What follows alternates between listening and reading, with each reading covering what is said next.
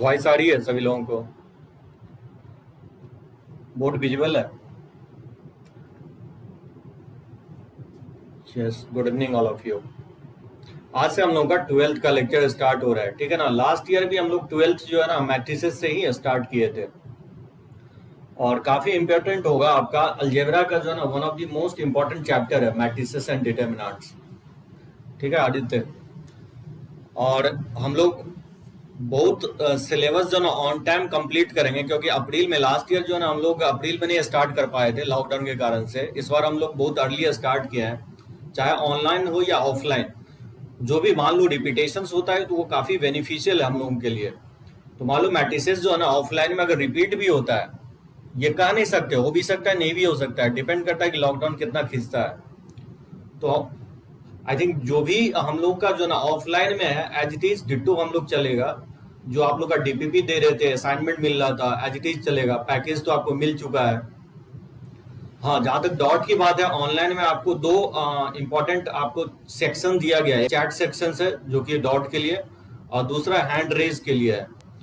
तो time to time मान लो अगर चैट सेक्शंस में हैंड रेज जो है ना कोशिश करेंगे अवॉइड करने की, लेकिन हम रेज करेंगे। ज्यादातर अगर डॉट रहा तो हम लोग हैंड रेज पे भी बात करने की कोशिश करेंगे,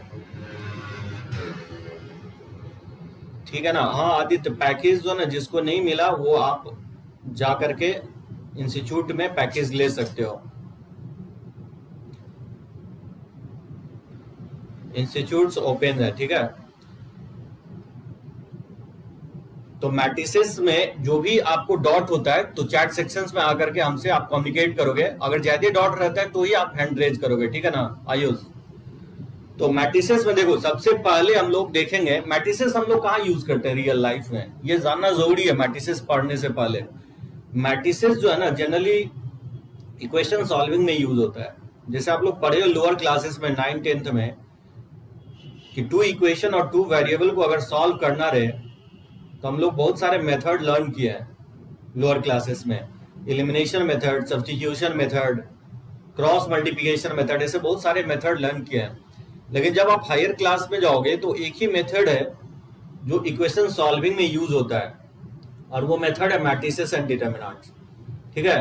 तो मैट्रिसेस एंड डिटरमिनेंट्स लर्न करते ही हम लोग इक्वेशन सॉल्विंग के लिए, मतलब जितना इक्वेशन, नंबर ऑफ इक्वेशन और नंबर ऑफ वेरिएबल अगर ज्यादा हो तो फिर मैनुअली जो है ना सॉल्व करना फिजिबल नहीं है। जैसे 2 इक्वेशन 2 वेरिएबल हो तो आप मैनुअली निकाल सकते हो पेन से, लेकिन जैसे ही इक्वेशन और वेरिएबल इंक्रीज करता है, जैसे 3 इक्वेशन 3 वेरिएबल तक है आपके कोर्स में, उससे या उससे कहीं ज्यादा अगर देता है 4 इक्वेशन 4 वेरिएबल, एक सिस्टमेटिक मेथड है, जिसी मेथड को हम लोग मैट्रिसेस एंड डिटरमिनेंट्स में डील करते हैं, ठीक है आदित्य।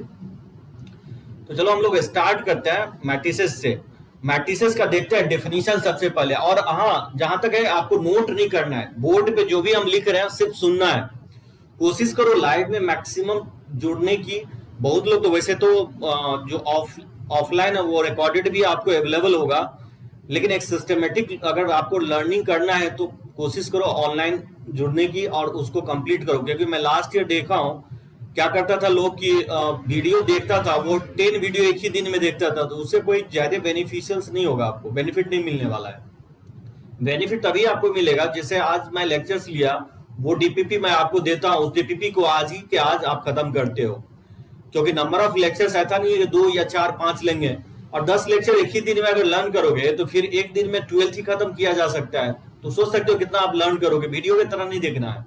जो भी चीजें हम नॉलेज ट्रांसफॉर्म करेंगे, आपको कोशिश करना है कॉपी पे अप्लाई करने की। मैथ्स जो है ना बहुत ही इजियर चैप्टर्स है, टफ नहीं है, बहुत ही हम लोग बेसिक्स 0 लेवल से हम लोग शुरू करेंगे, और आपको मैट्रिसेस क्या किसी भी चैप्टर्स में आपको कोई प्रॉब्लम नहीं होने वाली है, ठीक है ना। तो मैट्रिसेस डिटरमिनेंट्स के बाद हम लोग कैलकुलस पार्ट देखेंगे। चलो स्टार्ट करते हैं। देखो मैट्रिसेस कहते क्या है, इसको डेफिनेशंस को पहले हम लोग देखते हैं। Any rectangular arrangement of numbers, किसी रेक्टेंगुलर अरेंजमेंट्स के नंबर्स को हम लोग मैट्रिसेस कहते हैं। वो नंबर्स क्या हो सकता है, वो आइदर रियल भी हो सकता है और कॉम्प्लेक्स भी हो सकता है। नंबर्स में मैं आपको बताया था 2 तरह का नंबर्स होता है, रियल एंड कॉम्प्लेक्स, ठीक है। रियल और कॉम्प्लेक्स, रियल में आपको बहुत सारे नंबर्स आप लोग लर्न किए हो। रियल नंबर्स में जैसे नेचुरल नंबर्स, होल नंबर्स, आपके integers, rational number, irrational number, these are all real numbers. Complex numbers जो है जिसमें आइटा इन्वॉल्व होगा, ठीक है, इस दोनों नंबर्स को एक साथ पुटअप किया जा सकता है, उस अरेंजमेंट को ही हम लोग मैट्रिक्स बोलेंगे। रेक्टेंगुलर शेप का अरेंजमेंट होगा, ठीक है। किसी मैट्रिक्स में अगर m रोज है और n कॉलम्स है, देखो कुछ टेक्निकल वर्ड यहां पे आएगी आपको, रोज, कॉलम, ऑर्डर, तो उसको हम लोग कैसे डिफाइन करेंगे। मैं बोल रहा हूं कि किसी मैट्रिसेस में अगर m रोज है और n कॉलम्स है, तो मैट्रिक्स का जो ऑर्डर होता है वो m क्रॉस n होता है, जैसे रीड इसको m बाय n करते हैं, ठीक है ना। तो जब भी मैट्रिक्स में अगर मान लो m रोज है और n कॉलम्स है, तो ऑर्डर क्या होगा मैट्रिसेस का, m बाय n रीड करेंगे, ठीक है ना। क्रॉस जैसे हम लोग लिखते हैं, लेकिन इसका मतलब मल्टीप्लिकेशन कभी नहीं होगा, m बाय n होगा। देखो एक एग्जांपल के थ्रू समझते हैं, जैसे इस तरह से रिप्रेजेंट किया जा सकता है,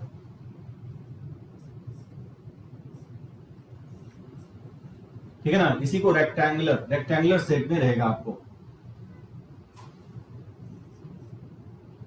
तो सबसे पहले समझने की कोशिश करो, what is row, what is column, फिर उसी से हम लोग ऑर्डर निकलता है। तो जो हॉरिजॉन्टल लाइन होता है, इस लाइंस को हम लोग रो बोलते हैं। इसको हम बोलते हैं फर्स्ट रो, इसको हम लोग बोलते हैं सेकेंड रो।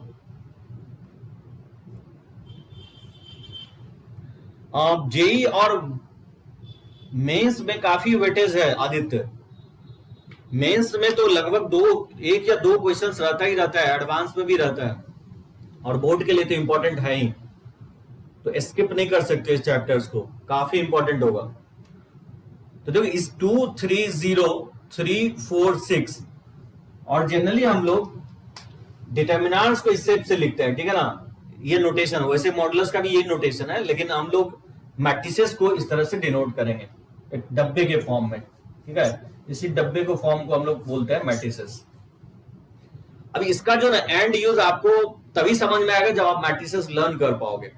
तो मैं आगे चल के बताऊंगा मैट्रिसेस पढ़ाने के बाद कि कैसे हम लोग इक्वेशंस को इजीली सॉल्व कर सकते हैं मैट्रिसेस मेथड से, यानी तो डिटरमिनेंट्स मेथड से। देखो इसको हॉरिजॉन्टल को हम लोग रो बोलते हैं, ठीक है ना। तो ये क्या कहलाएगा, रो 1, ये कहलाएगा आपको रो 1, और ये कहलाएगा आपको रो 2, ठीक है। इसमें दो रोज है, रो 1 एंड रो 2, और कितने कॉलम्स होंगे, इसको वर्टिकल लाइंस को हम लोग कॉलम बोलते हैं। इसको हम लोग बोलेंगे कॉलम 1, इसको हम लोग बोलेंगे कॉलम 2, और इसको हम लोग बोलते हैं कॉलम 3।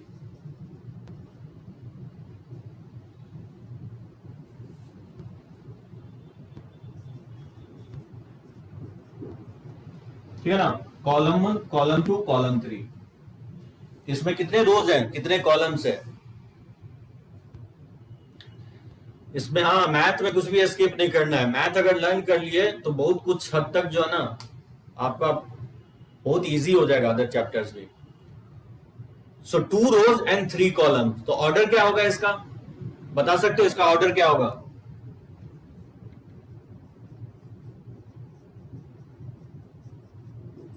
ऑर्डर ऑफ मैट्रिक्स होगा 2/n।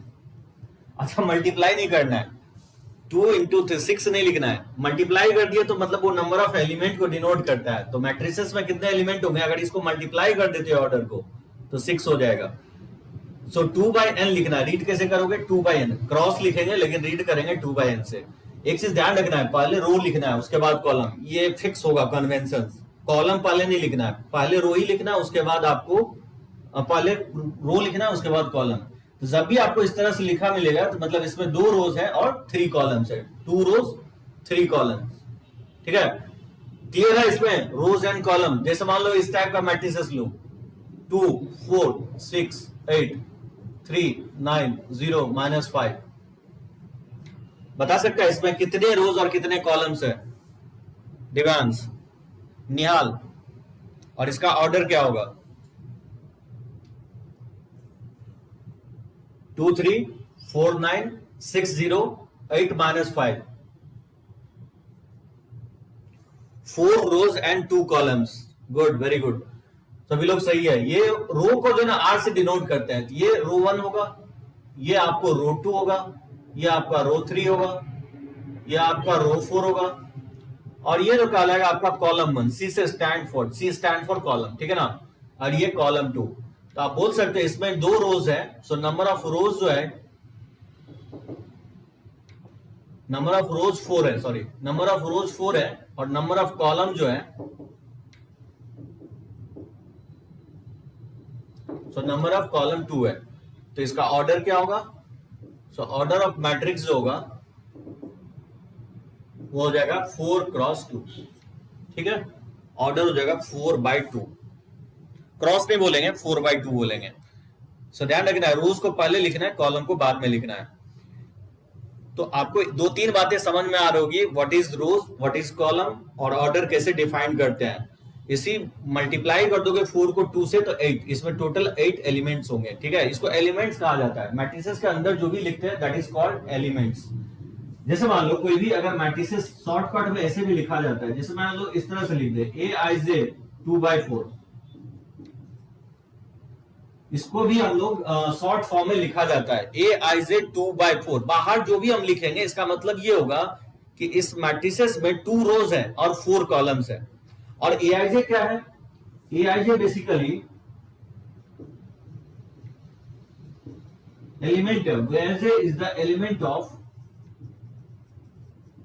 ith row and jth column,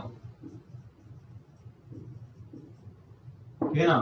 aij जो बेसिकली है element of ith row and jth column है, इसको शॉर्टकट में लिखा जाता है, ठीक है ना। बाहर जो भी आपको 2/4 लिखा हुआ है that is known as order of the matrix, ये ऑर्डर कहलाता है। इसे कंफर्म हो रहा है कि इसमें 2 रोज होंगे और 4 कॉलम्स होंगे। शॉर्टकट में अगर इसको एक्सपैंडेड फॉर्म में लिखना हो तो कैसे लिखोगे, देखो इसको एक्सपैंडेड फॉर्म में लिखोगे, इसमें क्या करना है कि 1 फिक्स रखना है, 1 2 2 रोज होना चाहिए, ठीक है, 4 कॉलम्स होना चाहिए, A13 A14 A21 A22 A23 और A24। एक्सपैंडेड फॉर्म में इसको इस तरह से लिख सकते हो, ठीक है ना। तो A11 मतलब ये जो एलिमेंट होगा फर्स्ट रो फर्स्ट कॉलम का एलिमेंट है, ये एक्सपैंडेड फॉर्म में हो गया। शॉर्टकट में लिखना हो तो इस तरह से लिख सकता हूं, तो चाहे ऐसे लिखे या इस तरह से लिखे, मीनिंग एक ही होगा। इस मैट्रिसेस में भी देखोगे तो 2 रोज है और कॉलम कितने हैं, 1 2 3 4, यानी इसमें 2 रोज है और 4 कॉलम है। जो पहला सफिक्स होगा एलिमेंट का वो रो को डिनोट कर रहा है, मतलब एलिमेंट किस रो में है, और जो दूसरा सफिक्स है वो कॉलम को डिनोट करता है। जैसे A11 लिखा हूं तो ये जो एलिमेंट है फर्स्ट रो फर्स्ट कॉलम का एलिमेंट है, ठीक है ना।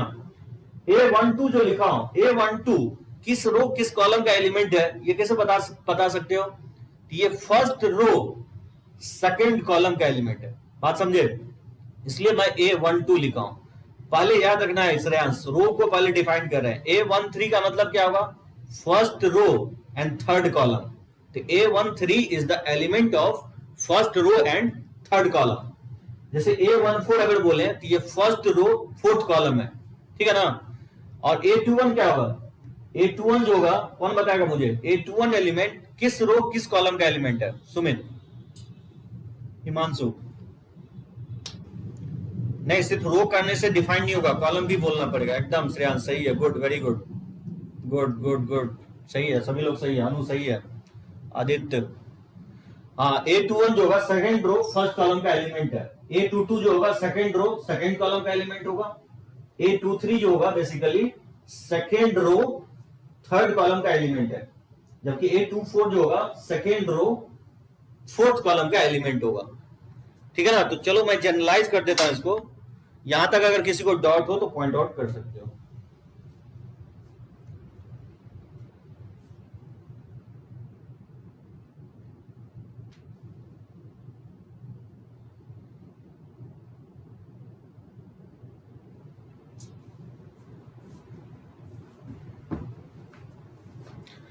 हाँ, साहिल बोल रहा है जे क्या है, जे कॉलम है। साहिल जो है ना ith रो jth कॉलम, ith रो मतलब आई जो है ना वैरी करेगा, यहाँ पे 1 से लेकर के आई जो है ना ये डिनोट कर रहा है रो को, ये 1 से लेकर के 2 हो सकता है, और जे जो है ना वैरी करेगा आपको 1 से लेकर के 4 तक।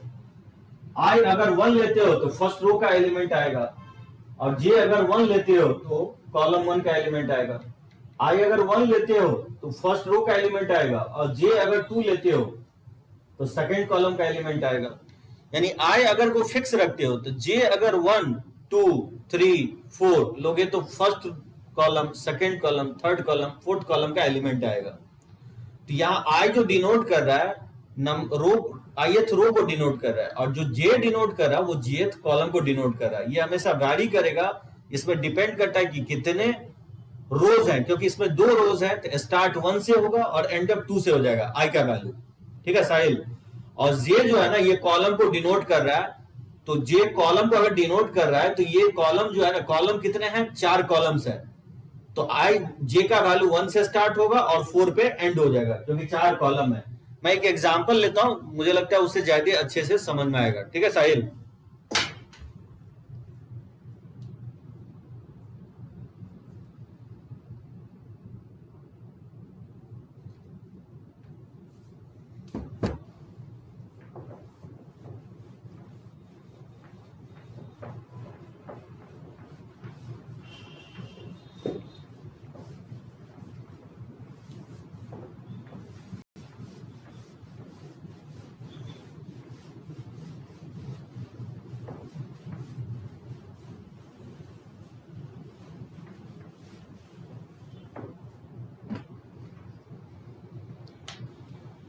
जैसे देखो मैट्रिसेस में जैसे 2 3 4 5 7 6 जैसे 9 0,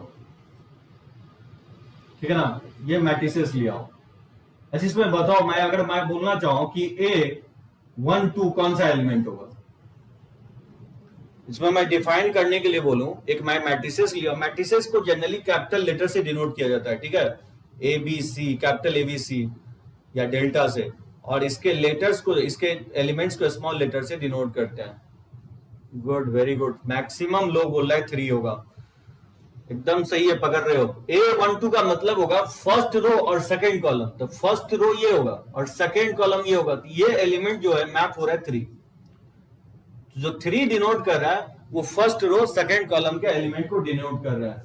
जैसे A13, A14, A first row, second row first column, A22, A23, A24, ठीक है। क्या होगा बताओ, A13 क्या होगा, फर्स्ट रो थर्ड कॉलम, 4 के इक्वल होगा, नहीं होगा। A14 क्या होगा, फर्स्ट रो और फोर्थ कॉलम यानी 9 के इक्वल होगा। A21 क्या होगा, सेकेंड रो फर्स्ट कॉलम यानी 5 हो जाएगा। A22 क्या होगा, सेकेंड रो सेकेंड कॉलम यानी 7 हो जाएगा। A23 क्या होगा, जैसे सेकेंड रो थर्ड कॉलम यानी 6 के इक्वल हो जाएगा। और A24 second row fourth column यानी क्या होगा, 0 हो जाएगा। ठीक है, कुछ इस तरह से इसमें क्वेश्चन दे सकता है आपको। इसमें मैं पूछूं कि नंबर ऑफ रोज कितने हैं, इसमें पूछूं कि नंबर ऑफ कॉलम्स कितने हैं, इसका मैं पूछूं कि ऑर्डर क्या है, ये सब आप मुझे लगता है बता दोगे। इस सब में डॉट नहीं होना चाहिए, ठीक है ना। तो रो, इसके 2 रोज है और कॉलम्स क्लियरली दिख रहा है, जो वर्टिकल लाइन है उसको कॉलम बोलेंगे। इसमें 4 कॉलम है, इसके ऑर्डर क्या होंगे, 2/4 हो जाएंगे। सो ऑर्डर ऑफ मैट्रिक्स होंगे 2/4 और 2 रोज 4 कॉलम्स होंगे। एक इस टाइप का भी क्वेश्चन आता है आपको कि मान लो क्या करेगा, इस तरह से दे देगा कि इफ Aij इक्वल्स टू देगा I plus j/2 and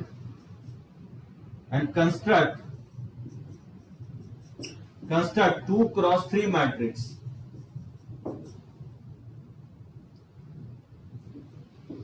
कैसे कंस्ट्रक्ट करोगे, इसका एलिमेंट है Aij जो है ना, I plus j/2 है, तो बोल रहा है कि एक मैट्रिक्स को कंस्ट्रक्ट करने के लिए जिसमें 2 रोज एंड 3 कॉलम्स होना चाहिए।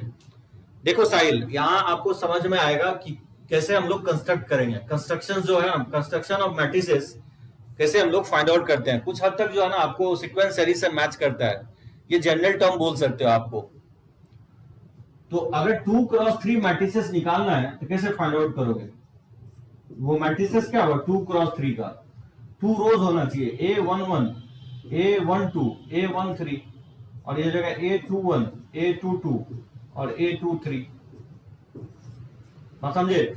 जिसमें 2 रोज होंगे और कितने कॉलम्स है? 3 कॉलम्स है। शॉर्टकट में इसी को साइज जो है ऐसे लिख दिया जाता है 2/3, ठीक है ना? इस तरह से लिख सकते या इस तरह से, मीनिंग एक ही होगा। ये एक्सपैंडेड फॉर्म में हो गया और ये आपको नॉन एक्सपैंडेड फॉर्म में हो गया। अब इसका एलिमेंट आप निकाल सकते हो बहुत इजीली। जैसे A11 अगर एलिमेंट निकालना हो तो आप फाइंड आउट कैसे करोगे? इसी से आप फाइंड आउट करोगे। जैसे Aij जो है ना I प्लस j/2 है, तो A11 निकालोगे तो I के जगह 1 और j के जगह 1 पुट कर दोगे, ये 2/2 1 हो जाएगा। उसी तरह से A12 अगर निकालोगे इसमें I के जगह 1 और j के जगह 2 पुट कर दोगे, ये 3/2 हो जाएगा। उसी तरह से A अगर 1 3 निकालोगे तो I के जगह 1 पुट करोगे और j के जगह 3, तो बताओ क्या होगा? ये 2 हो जाएगा। उसी तरह से आप फाइंड आउट करोगे A21 क्या होगा? 2 प्लस 1/2 हो जाएगा, यानी 3/2। उसी तरह से A22 निकालोगे तो 2 प्लस 2/2 यानी 2 हो जाएगा। और A23 I के जगह 2 पुट कर दोगे और j के जगह 3, तो 2 प्लस 3 ठीक है ना बाय 2, ये हो जाएगा 5/2। ये सारे एलिमेंट निकल गया और इसमें सब्स्टिट्यूट कर दोगे।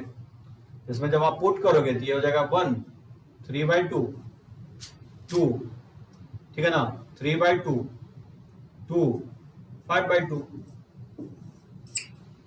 बात समझे? इस तरह से आप कंस्ट्रक्ट कर सकते हो।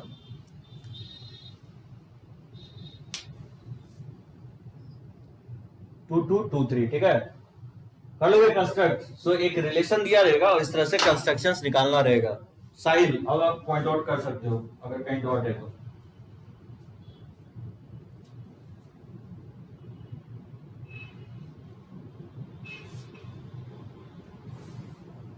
किसी को कोई प्रॉब्लम? अमन, तनीषा, तनीषा को बहुत प्रॉब्लम होता है 11th में। आपको कोई दिक्कत नहीं होना चाहिए, वीडियो लैग नहीं कर रहा होगा, ठीक है? दीक्षा, श्रेयांश, सृष्टि,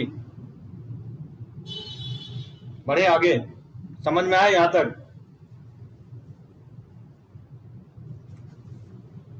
ठीक है ना, कोई प्रॉब्लम नहीं है।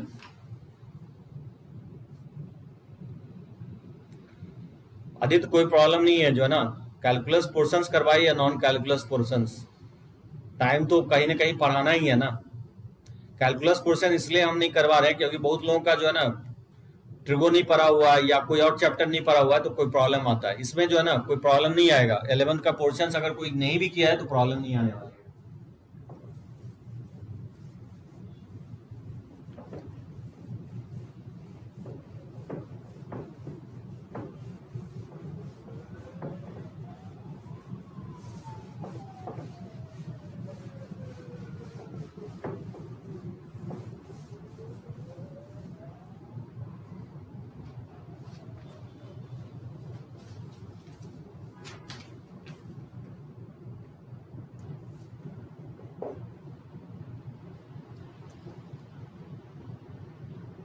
The matrix has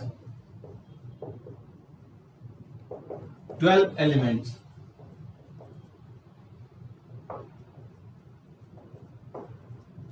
What are possible order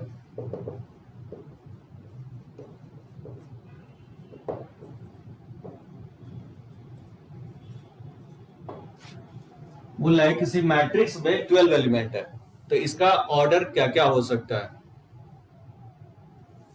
ठीक है निरंजन,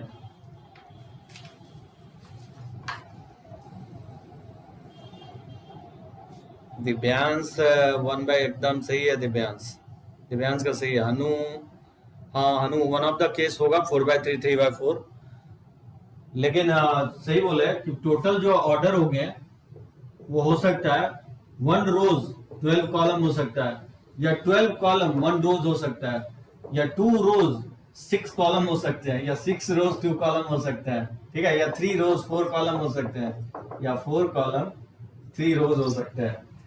12 को जितने तरह से फैक्टराइज कर दो वही रोज एंड कॉलम में एक्सप्रेस हो जाएगा। एकदम सही है, गुड, वेरी गुड, बहुत लोगों का करेक्ट है।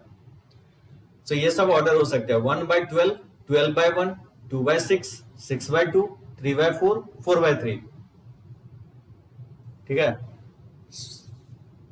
यस, दिव्यांश एक केस मिस कर गया था। यस चैतन्य मिश्रा, एकदम गुड, वेरी गुड, सही है, करेक्ट है।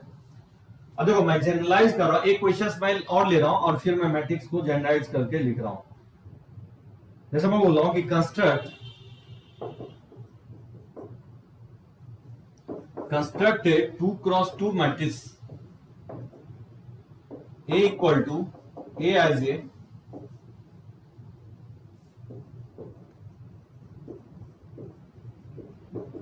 whose elements are given by Aij equals to I plus 2j का होल स्क्वायर बाय 2। ये कंस्ट्रक्ट करना है, एक मैट्रिक्स का कंस्ट्रक्ट करना है 2x2 ऑर्डर का, जिसका एलिमेंट दिया गया है ए आई जे इक्वल है आई प्लस 2j का whole square upon 2k equal है। कैसे कंस्ट्रक्ट करोगे?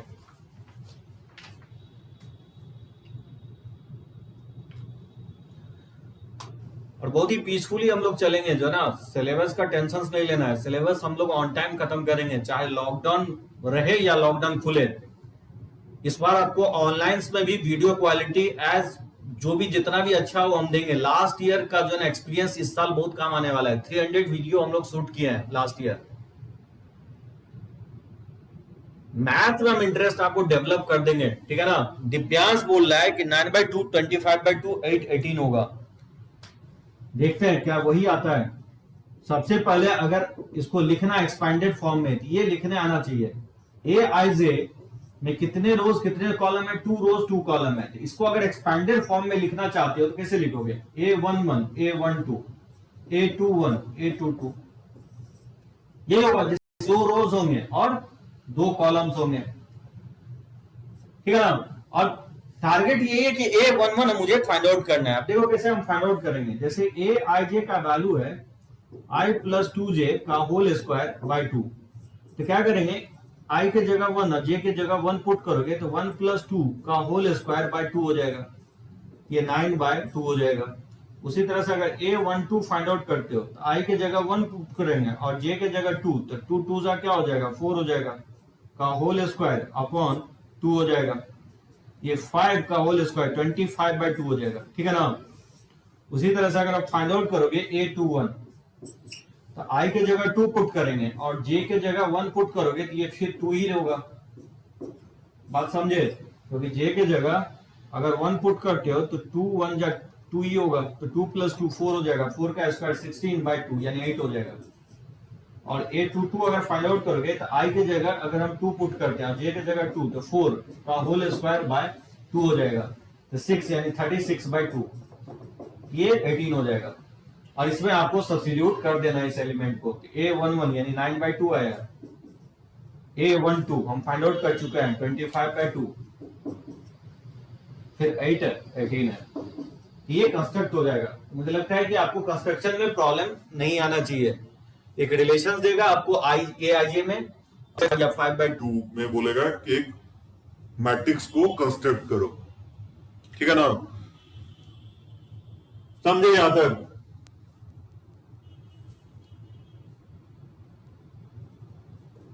चलिए क्वेश्चंस मैं इस पे और ले लेता हूं।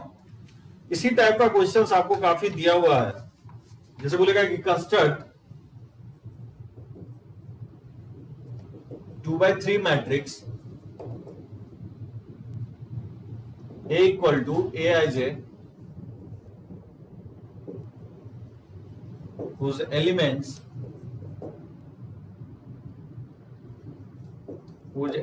are given by Aij equals to दिया गया I minus j upon I plus j। मुझे लगता है इसमें कोई प्रॉब्लम होना चाहिए। 2/3 मैट्रिक्स कंस्ट्रक्ट करना है, क्या लगता है?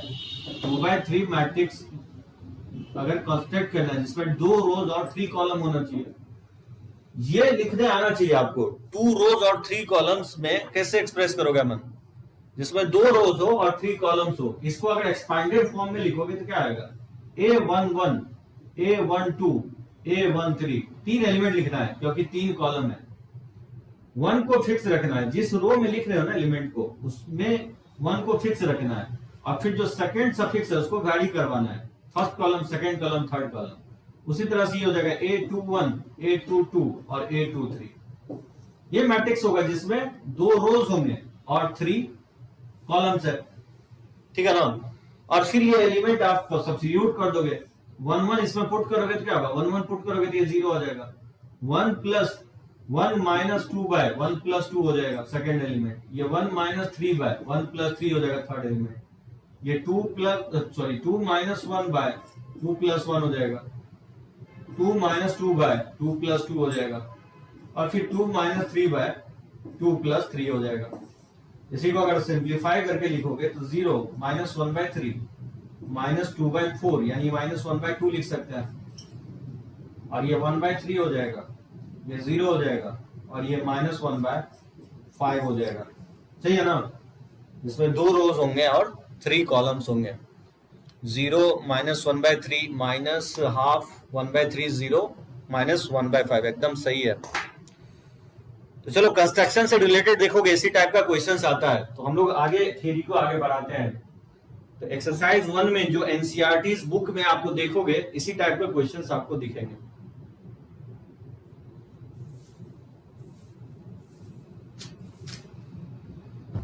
डब करें, किसी को कोई प्रॉब्लम तो नहीं है ना। बहुत लोग टाइप बहुत फास्ट कर रहे हैं, कोई प्रॉब्लम नहीं है। चलो गुड, वेरी गुड।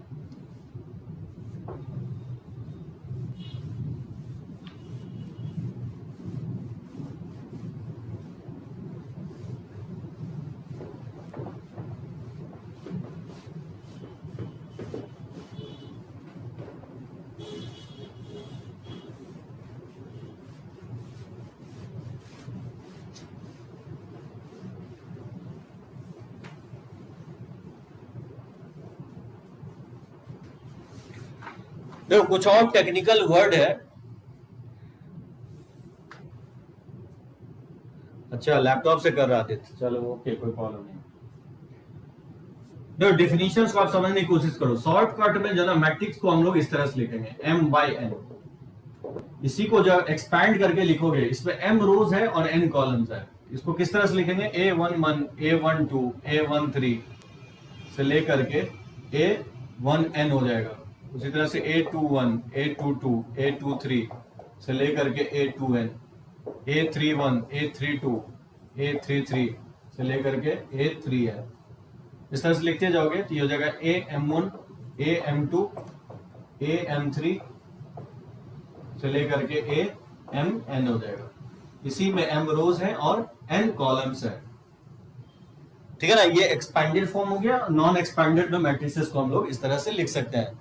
इसमें ऑर्डर क्या होगा, इसका ऑर्डर ऑफ मैट्रिक्स जो है वो m by n होगा, इसमें जिसमें m रोज है और n कॉलम्स है, ठीक है ना।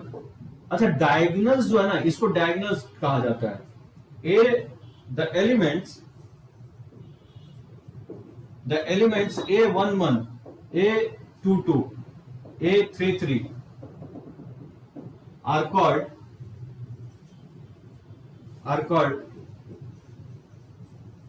डायगोनल, ठीक है। इसको हम लोग बोलेंगे diagonal elements, are called diagonal elements.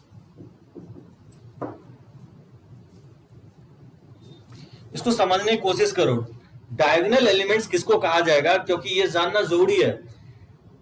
वैसा एलिमेंट जिसके रोज एंड कॉलम इक्वल होंगे, वैसे एलिमेंट्स को हम लोग डायगोनल एलिमेंट बोलेंगे। जैसे A11 जो होगा वो फर्स्ट रो फर्स्ट कॉलम का एलिमेंट है, इसलिए डायगोनल एलिमेंट होगा। A22 सेकेंड रोज सेकेंड कॉलम्स का एलिमेंट है, इसलिए A22 डायगोनल एलिमेंट्स होगा। A33 मतलब I और J जिस केस में इक्वल होता है उसको डायगोनल एलिमेंट्स बोलेंगे, इसको हम लोग डायगोनल एलिमेंट्स कहेंगे। A11, A22, A33 यानी इसमें रोज और कॉलम क्या है, इक्वल है, तो वैसे हम लोग एलिमेंट्स को डायगोनल एलिमेंट्स कहेंगे। और sum of diagonal element,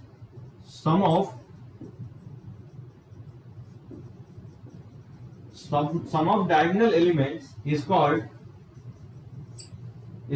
trace कहा जाता है. Trace of matrix A and is denoted by, इसको शॉर्टकट में TR ऑफ A से डिनोट करते हैं. मुझे लगता है एक एग्जांपल के थ्रू समझाएं तो ज्यादा अच्छे से समझ में आएगा. देखो 2 3 4 5 6 9 0 3 8 2 1 12. ठीक है, ये जो मैट्रिसेस है 2 3 4 5 7 9 0 3 8 2 1 12, इसमें 3 रोज है और कॉलम कितने हैं? 4 है. इसका ऑर्डर जो होगा 3/4 हो जाएगा. बता सकते हैं इसमें डायगोनल एलिमेंट कौन कौन सा होगा? कौन मुझे बताएगा? What are the diagonal elements of matrix 3/4? इस मैट्रिसेस का डायगोनल एलिमेंट कौन कौन सा होगा? एकदम सही है. 2 9 1 होगा.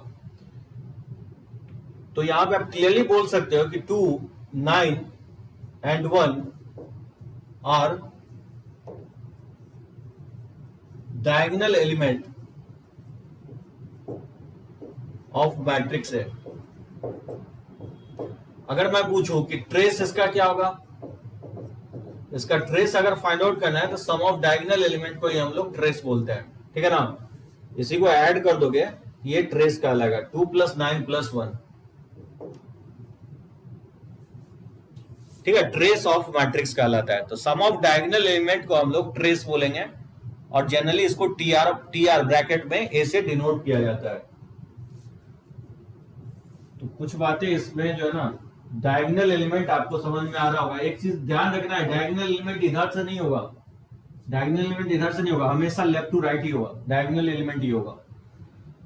और कोई जोड़ी नहीं है कि इधर एंड होगा. एंड अप कोई जोड़ी नहीं कि इधर होगा. एंड अप कहीं पे भी हो सकता है. रोज और कॉलम अगर इक्वल है तब फिर डायगोनली अपोजिट साइड जाके एंड अप होगा. अगर रोज और कॉलम इक्वल है तो ही उस केस में डायगोनली अपोजिट जाकर के इक्वल होगा. जैसे मान लो इस टाइप के, जैसे 2 3 4 6 7 9 5 3 0. तो इसमें क्या होगा? ट्रेस अगर इसका निकालना हो इस मैट्रिक्स का, तो ट्रेस क्या होगा इसका? एकदम सही हो दिव्यांश. डायगोनल हमेशा A11 से ही शुरू होगा. एकदम सही हो. डायगोनल एकदम सही है. 9 होगा. सही है. तो डायगोनल एलिमेंट ये कहलाएगा आपको, यानी 2 + 7 + 0. तो इसका ट्रेस जो होगा वो 9 के इक्वल होगा. तो सम ऑफ डायगोनल एलिमेंट को हम लोग ट्रेस बोलेंगे. ठीक है, जैसे मान लो कि Aij इक्वल टू दिया है I + 2j. मैं बोल रहा हूं कि construct 4/3 matrix and find trace of matrix A. कैसे फाइंड आउट करोगे? Aij दिया गया है I + 2j. तो बोला है कंस्ट्रक्ट करने के लिए 4/3 मैट्रिक्स और बताना है इसका ट्रेस ऑफ मैट्रिक्स ए क्या होगा. उस मैट्रिक्स का ट्रेस क्या होगा? तो कैसे बनाओगे? सबसे पहले आप कंस्ट्रक्ट अगर करना है Aij, जिसमें कितने रोज होना चाहिए? 4 रोज होना चाहिए और 3 कॉलम्स होना चाहिए. तो 4 रोज होना चाहिए और 3 कॉलम. A11 से शुरू करोगे, A12 और A13. ठीक है ना? इसमें 3 कॉलम ही लेना है. A21 A22 A23. उसी तरह से हो जाएगा A31 A32 और A33. ठीक है ना? और इस तरह से A41 A42 और A43. ये मैट्रिक्स होगा जिसमें क्या होगा? 3 रोज कितने हैं? 4 रोज है और कॉलम कितने हैं? कॉलम 3 है. ये 4/3 मैट्रिक्स होगा. ठीक है ना? इसमें पुट कर दोगे एलिमेंट तो कंस्ट्रक्ट हो जाएगा. तो सम ऑफ डायगोनल एलिमेंट क्या होगा? इसका ट्रेस अगर फाइंड आउट करोगे तो जो इसमें ट्रेस जो होगा इसका सम ऑफ एलिमेंट यानी A11 + A22 और प्लस A33. डायगोनल एलिमेंट के सम को हम लोग ट्रेस बोलेंगे. ठीक है ना? इसके सम को. A11 अगर फाइंड आउट करोगे, इसमें 1 पुट करोगे, I की जगह 1 और J की जगह 1, ये 1 + 2 ये 3 हो जाएगा। और A22 इसमें 2 + 2 4 + 2 6 हो जाएगा A22 एलिमेंट। और I की जगह J की जगह 3, तो 6 + 3 9 हो जाएगा। ठीक है, ये वैल्यू आपको 18 के इक्वल आएगा। ये आपका ट्रेस निकल गया। 17 आ रहा है दीक्षा का। 2 4 और 2 6 हो जाएगा। और 1 1 पुट करोगे तो 2 + 1 ये 3 हो जाएगा। और 3 पुट करोगे तो 6 + 3 9 होगा। A33 एलिमेंट 9 होगा, A22 6 हो जाएगा, A11 3 होगा। इस डायगोनल एलिमेंट के सम एकदम सही है सृष्टि। हाँ दीक्षा करेक्ट है, 18 होगा इसका आंसर।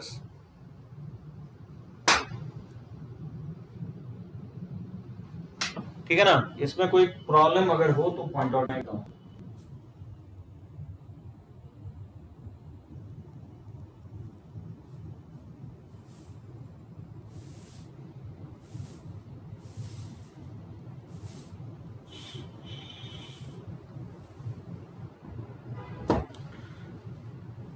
ठीक है ना, कोई प्रॉब्लम नहीं है। डायगोनल एलिमेंट किसको बोलते हैं वो एकदम क्लियर है। Rows, columns, order of matrix clear है। शॉर्ट फॉर्म में कैसे लिखते हैं किसी मैट्रिसेस को, उसको एक्सपैंडेड फॉर्म में कैसे हम लोग लिखेंगे। सफिक्सेस क्या डिनोट कर रहा है, यहाँ यह ध्यान रखना है कि ये Aij क्या है, एलिमेंट ऑफ ith रो और jth कॉलम है। जहां I वैरी कर रहा है 1 से लेकर के m तक, और j वैरी कर रहा है 1 से लेकर के n तक। ठीक है ना, ये जनरलाइज आपका डेफिनेशन हो गया। किसी को कोई डाउट हो तो पॉइंट आउट करो, नहीं तो रब करें हम। एक बार टाइप कर दो सभी लोग, बढ़े आगे।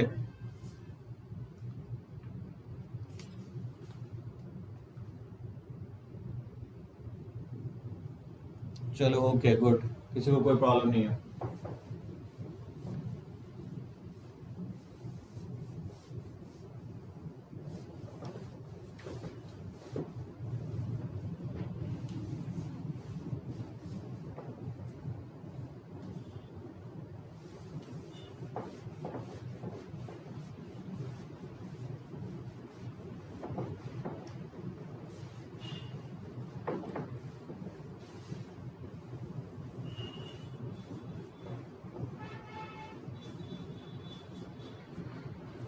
देखो कुछ मैट्रिसेस जो है ना कैटेगराइज हम लोग करते हैं टाइप्स ऑफ मैट्रिसेस में, जिसको देखते हैं टाइप्स ऑफ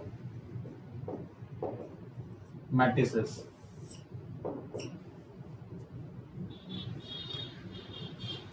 देखो सबसे पहला मैट्रिक्स होगा जो सिंपल है वो row matrix. Row matrix, row matrix वैसा मैट्रिक्स होगा जिसमें एक ही रो होगा। ठीक है, उसको हम लोग बोलेंगे row matrix. A matrix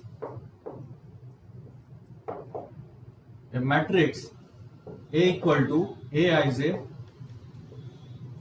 1 by m, a matrix having only one row। एक ही रो होगा। ठीक है, कॉलम बहुत सारा हो सकता है, लेकिन ऐसे मैट्रिक्स जिसमें एक ही रो होगा उसको हम लोग रो मैट्रिक्स बोलेंगे। जैसे एग्जांपल देखोगे 2 3 5, ये रो मैट्रिक्स होगा। बता सकते इसमें रोज कितने हैं और कॉलम कितने हैं निहाल? इस मैट्रिक्स में रो और कॉलम कितने हैं?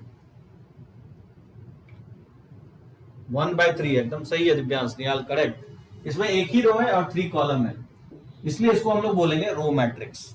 ठीक है,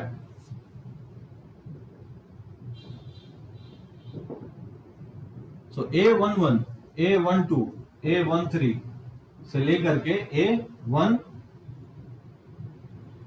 यहां n लिख देता हूं, इसको हम लोग बोलेंगे रो मैट्रिक्स जिसमें एक ही रो होगा और n कॉलम्स। ये सब एग्जांपल होगा रो मैट्रिक्स का। आई थिंक मुझे लगता है कोई प्रॉब्लम ना चाहिए डेफिनेशंस में।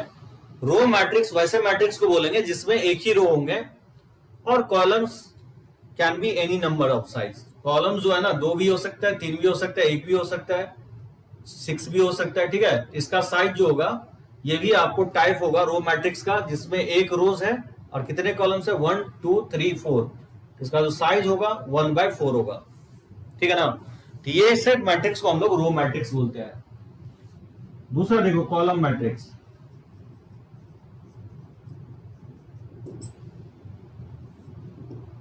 A matrix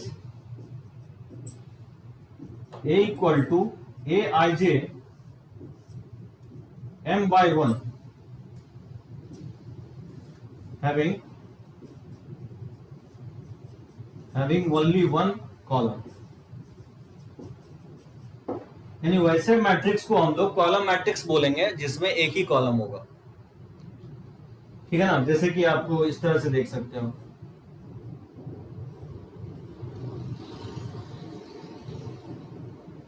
ये आपको कॉलम मैट्रिक्स होगा क्योंकि इसमें एक ही कॉलम है और रो कितने हैं, 1 2 3, यानी इसको लिख सकते हो 3x1। पहले आपको रो को लिखना है, तो 3 रोज है और कॉलम एक ही है, ठीक है ना। ये आपका एग्जांपल होगा कॉलम मैट्रिक्स का। जनरलाइज करके लिखना चाहते हो तो A11 A12 A नहीं, इस तरह से नहीं होगा, A11 A21 A31 से लेकर के ये हो जाएगा AM1 हो जाएगा। ये एग्जांपल होगा कॉलम मैट्रिक्स का।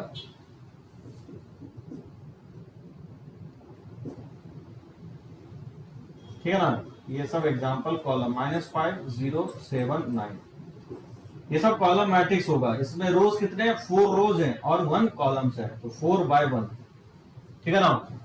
तो ऐसा मैट्रिक्स जिसमें एक ही कॉलम होगा वैसे को हम लोग कॉलम मैट्रिक्स बोलेंगे, ठीक है। डेफिनेशंस क्लियर है सभी को, बढ़े आगे। एक बार टाइप कर दो, किसी को दिक्कत तो नहीं है रो मैट्रिक्स और कॉलम मैट्रिक्स के डेफिनेशंस में।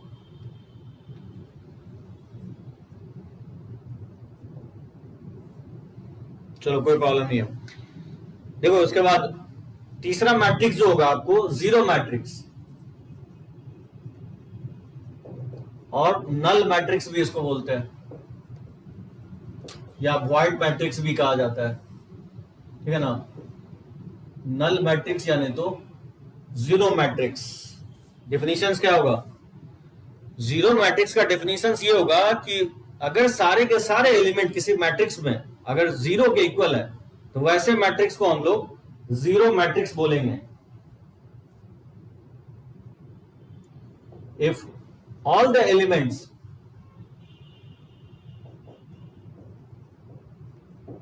all the elements of matrix are zero, ठीक है, then it is said to be zero matrix।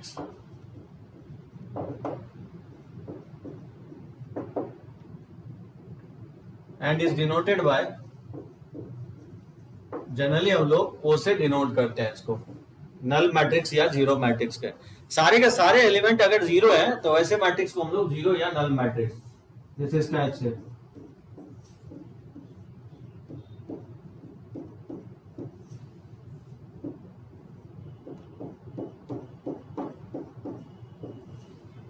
ठीक है ना, इसके डेफिनेशन से कोई प्रॉब्लम नहीं होना चाहिए क्योंकि सारे के सारे एलिमेंट्स क्या है, जीरो है। अगर इसका बोले कि क्या होगा, साइज क्या होगा, इसका ऑर्डर क्या होगा, तो 2/2 है, इसका 2/3 है, इसका 4/2 है, ठीक है ना। साइज इसका 4/2 है, इसका साइज आपको 2/3 है और इसका साइज 2/2 है।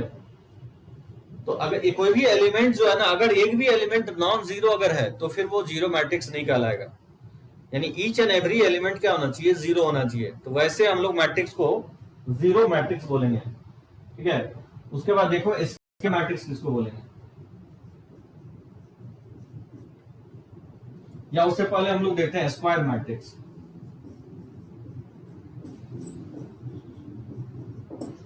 कौन डिफाइन करेगा मुझे, स्क्वायर मैट्रिक्स नाम से क्लियर है। स्क्वायर मैट्रिक्स, स्क्वायर मैट्रिक्स हम लोग वैसे मैट्रिक्स को बोलेंगे जिसमें नंबर ऑफ रोज और नंबर ऑफ कॉलम्स क्या होंगे, इक्वल होंगे, एकदम सही सृष्टि IJ के इक्वल होगा। If the number of rose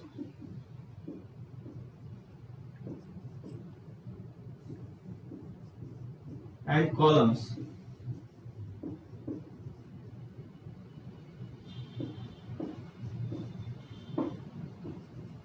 columns are equal, ठीक है, then it is said to be equal matrix. नहीं, said to be a square matrix. Equal नहीं, square matrices.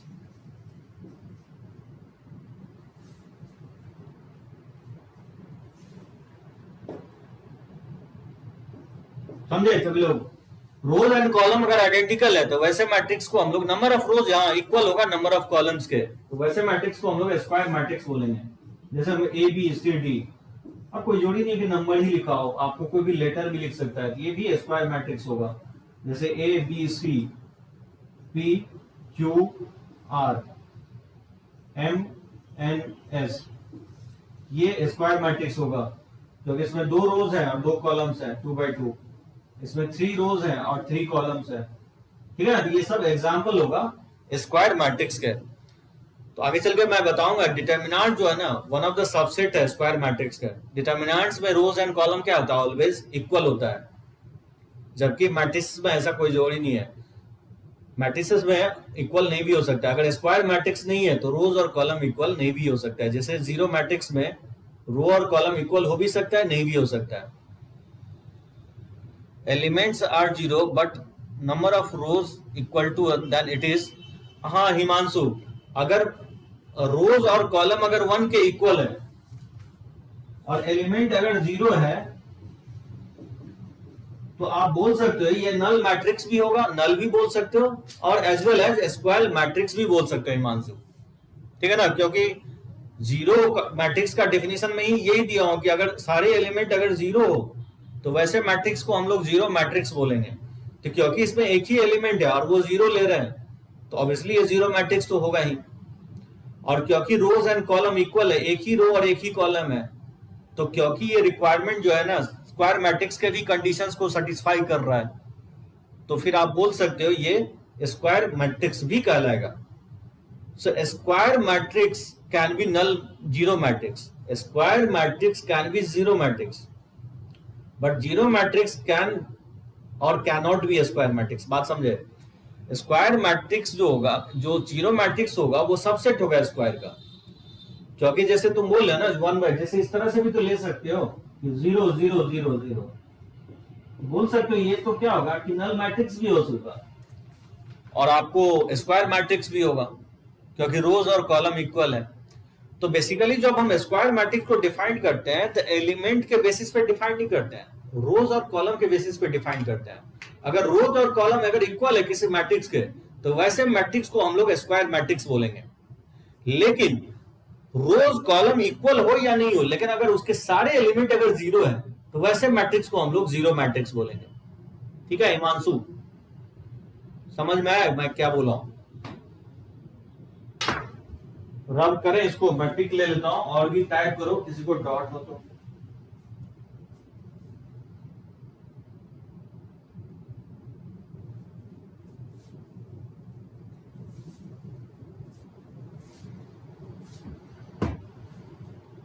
कोई प्रॉब्लम नहीं है.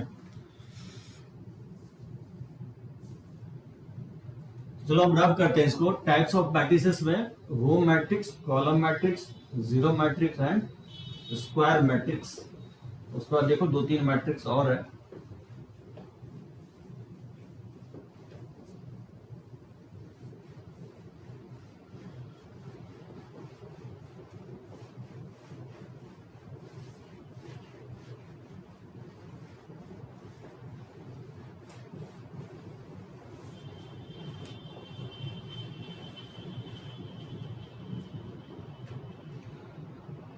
उसका देखो डायगोनल मैट्रिक्स, फिफ्थ.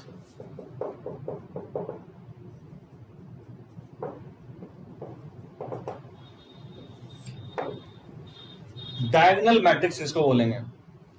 तो सबसे पहले डायगोनल मैट्रिक्स क्या होना चाहिए? स्क्वायर मैट्रिक्स होना चाहिए. ठीक है, पहला डिफिनेशन ये होगा डायगोनल होने के लिए कि मैट्रिक्स शुड बी स्क्वायर. और स्क्वायर मैट्रिक्स अभी जस्ट मैं डिफाइन किया हूं कि जिसमें रोज एंड कॉलम अगर इक्वल है तो वैसे मैट्रिक्स को हम लोग स्क्वायर मैट्रिक्स बोलते हैं. तो जब भी आपको डायगोनल मैट्रिक्स की बात होगी तो वो मैट्रिक्स क्या होना चाहिए? स्क्वायर होना चाहिए. तो देखो इसका डेफिनेशंस, ए स्क्वायर मैट्रिक्स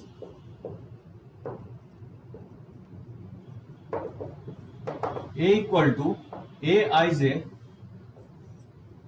अच्छा एक चीज और, इसको समझने की कोशिश करो। जब भी हम सिर्फ n लिखेंगे इसमें कंफर्म होगा कि रोज और कॉलम इक्वल है। n बाय n नहीं लिखते हैं, जनरली आपको n लिख देगा, n क्रॉस n नहीं लिखेगा, ठीक है ना, इस तरह से नहीं लिखेगा। अगर इस तरह से जब रोज और कॉलम इक्वल होगा तो फिर आपको नहीं लिख के डायरेक्टली इस तरह से लिख देगा। तो जब भी आपको स्क्वायर मैट्रिक्स लिखना रहेगा तो इस तरह से लिखेगा। तो square matrix is said to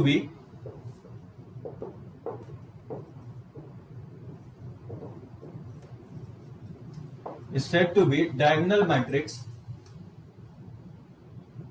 ठीक है। डायगोनल मैट्रिक्स हम इसको बोलेंगे कि if A I J equals to 0 for I is not equal to J. I अगर जे के इक्वल नहीं है तो फिर एलिमेंट क्या होना चाहिए, 0 होना चाहिए। यानी कहना ये चाह रहा हूं कि that is all elements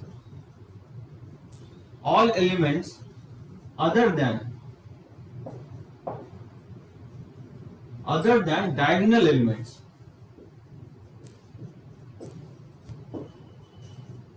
other than the diagonal elements are 0। देखो दो कंडीशन मैं पुट अप कर रहा हूं, सही से समझो। 2-3 केस है जो कि बहुत इंपॉर्टेंट है आपको। डायगोनल मैट्रिक्स हो गया, यूनिट मैट्रिक्स हो गया, ये सब स्केलर मैट्रिक्स हो गया। तो क्वेश्चन जो है इसी एरिया से ज्यादातर पूछा जाता है। तो डेफिनेशन बहुत जरूरी है जानना, व्हाट इज डायगोनल मैट्रिक्स। जैसे मैं पहला बताया रो मैट्रिक्स क्या होता है। रो मैट्रिक्स में एक ही रो होता है, कॉलम कुछ भी हो सकता है, तो वैसे मैट्रिक्स को रो मैट्रिक्स। कॉलम मैट्रिक्स में बताया कि एक ही कॉलम होगा, row can be any number of size, तो वैसे मैट्रिक्स को हम लोग कॉलम मैट्रिक्स बोले थे। Null matrix that is zero matrix, अगर सारे एलिमेंट अगर 0 है किसी मैट्रिक्स के तो वैसे मैट्रिक्स को हम लोग जीरो मैट्रिक्स नाम दिया। स्क्वायर मैट्रिक्स साइज के बेसिस पे रोज और कॉलम, अगर रोज और कॉलम अगर इक्वल है तो वैसे मैट्रिक्स को हम लोग बोले थे स्क्वायर मैट्रिक्स होता है। डायगोनल मैट्रिक्स क्या बोल रहा हूं कि सबसे पहले स्क्वायर होना चाहिए। डायगोनल मैट्रिक्स में number of column number of रोज के इक्वल होना चाहिए।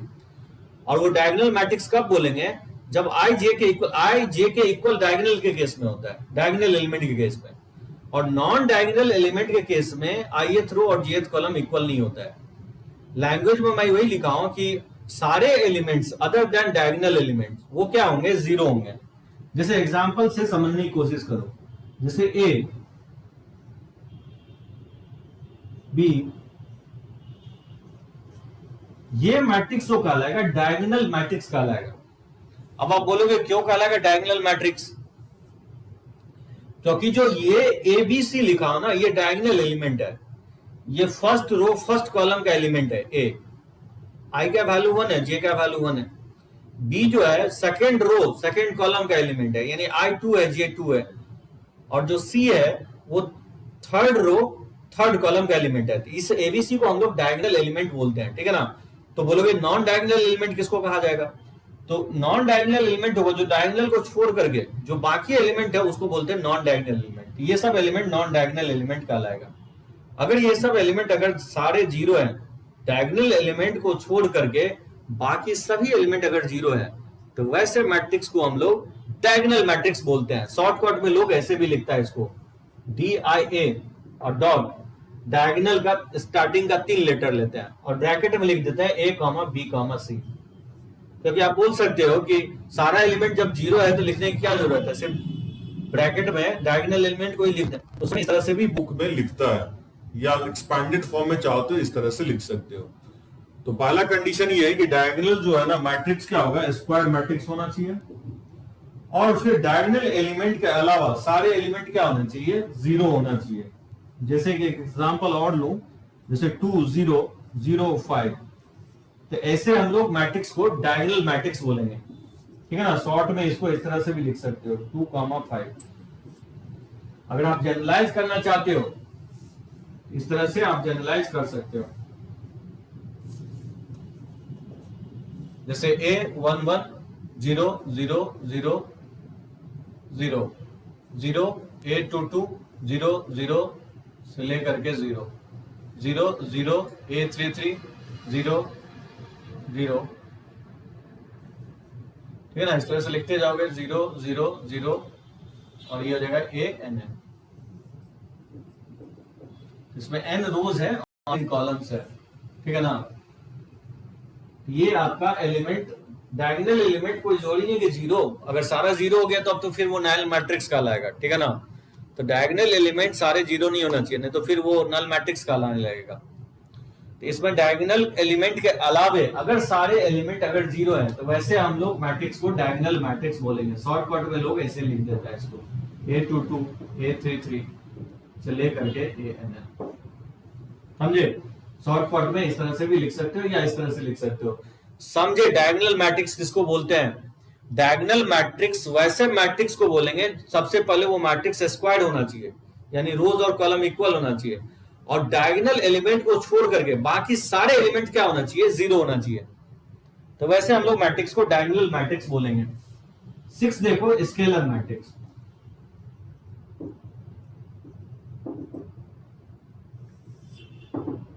स्केलर मैट्रिक्स, स्केलर मैट्रिक्स क्या होगा? वैसे मैट्रिक्स को बोलेंगे अगर इस डायगोनल एलिमेंट को कांस्टेंट अगर कर दे, डायगोनल मैट्रिक्स को ही बोला जाता है, ठीक है ना, स्केलर मैट्रिक्स। स्केलर मैट्रिक्स को डिफाइन अगर करना हो तो क्या लिखोगे? A square matrix, a square matrix A equal to Aij n is said to be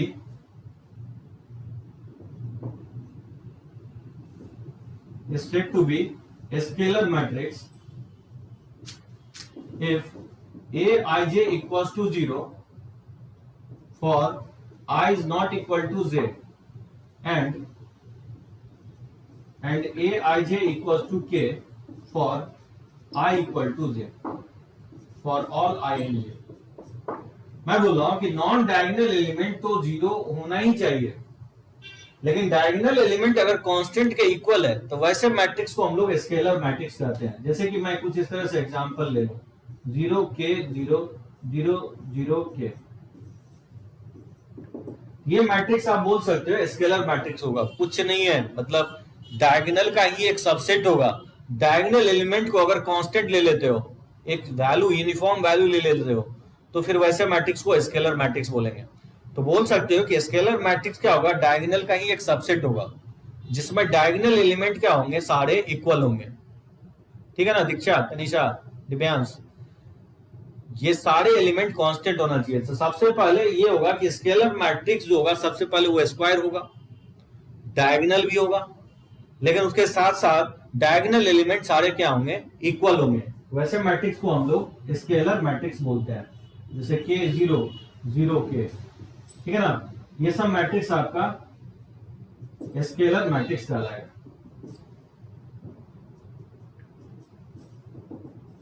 जैसे 2 0 0 0 2 0 0 0 2, ठीक है ना। तो ये मैट्रिक्स भी आपका स्केलर मैट्रिक्स कहलाएगा। डायगोनल एलिमेंट्स यूनिफॉर्म होना चाहिए, इक्वल होना चाहिए। समझ में आया सभी को? What is scalar matrix, diagonal matrix, square matrix, null matrix, row matrix and column matrix.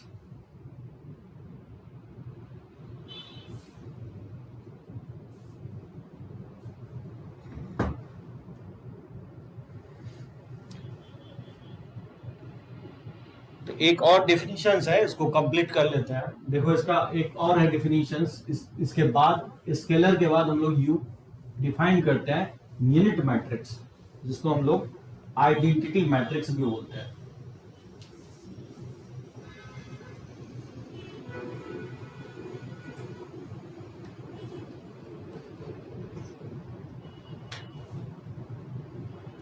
अच्छा, एक चीज ध्यान देना, जब भी मैं आप इनको इस तरह से लिख रहा हूं ना, k 0 0 0 k 0 और 0 0 k, इसका मतलब ये एलिमेंट कौन सा होगा? ये element first row second column का एलिमेंट है।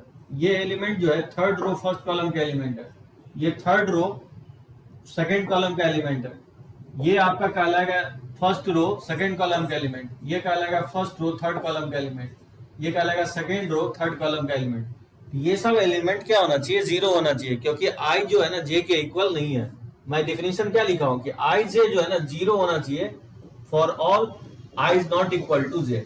अगर आई जे के इक्वल नहीं है तो फिर वो सब एलिमेंट जीरो होना चाहिए। और जो डायगोनल है, डायगोनल एलिमेंट नेसेसरली यूनिफॉर्म होना चाहिए, यानी ए आई जे जो है के इक्वल होना चाहिए for all I equal to J. अगर आई जे के इक्वल है तो के लेना है, मतलब डायगोनल एलिमेंट कांस्टेंट लेना है, और नॉन डायगोनल एलिमेंट सारे जीरो होना चाहिए, क्योंकि स्केलर मैट्रिक्स भी क्या होता है, डायगोनल का एक सबसेट है। अगर इसी डायगोनल को अगर 1 के इक्वल ले लेते हो, अगर इस डायगोनल को अगर 1 के इक्वल ले लेते हो तो वैसे मैट्रिक्स को हम लोग क्या बोलेंगे, आइडेंटिटी मैट्रिक्स बोलते हैं।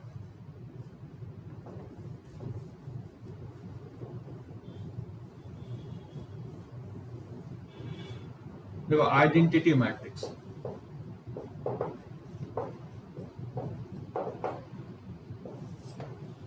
आइडेंटिटी मैट्रिक्स कितना टाइप हो गया,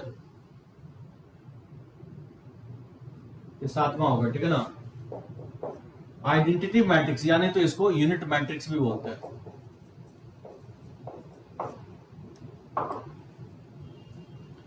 देखो इसका भी डिफिनेशन हम लोग उसी तरह लिखेंगे, ए स्क्वायर मैट्रिक्स, ये भी मैट्रिक्स जो है ना स्क्वायर होना चाहिए। Square matrix A equal to A I j n is said to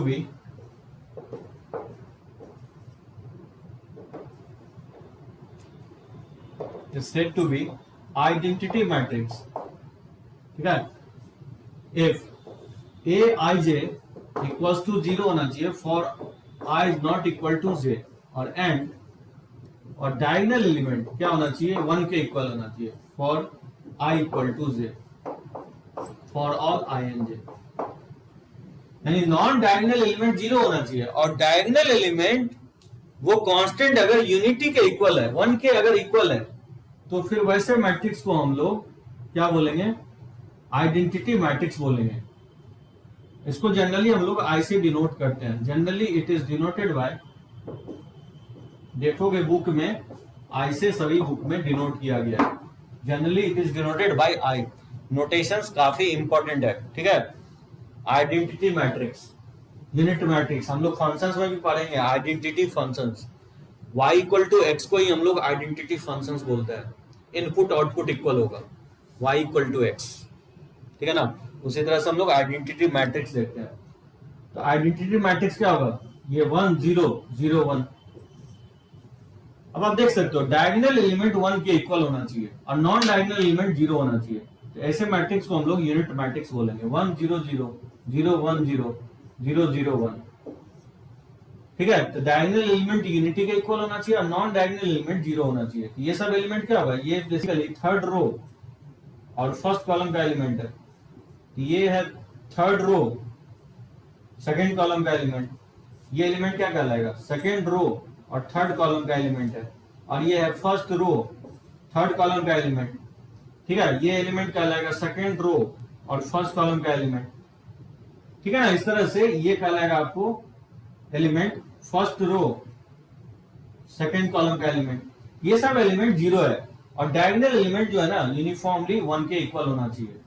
मतलब 3 कंडीशन सेटिस्फाई होना चाहिए।